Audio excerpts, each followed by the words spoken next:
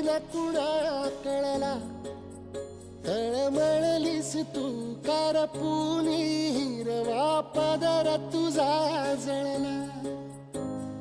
छळ केला पिढी जात तुझा ग उखडून वनराई.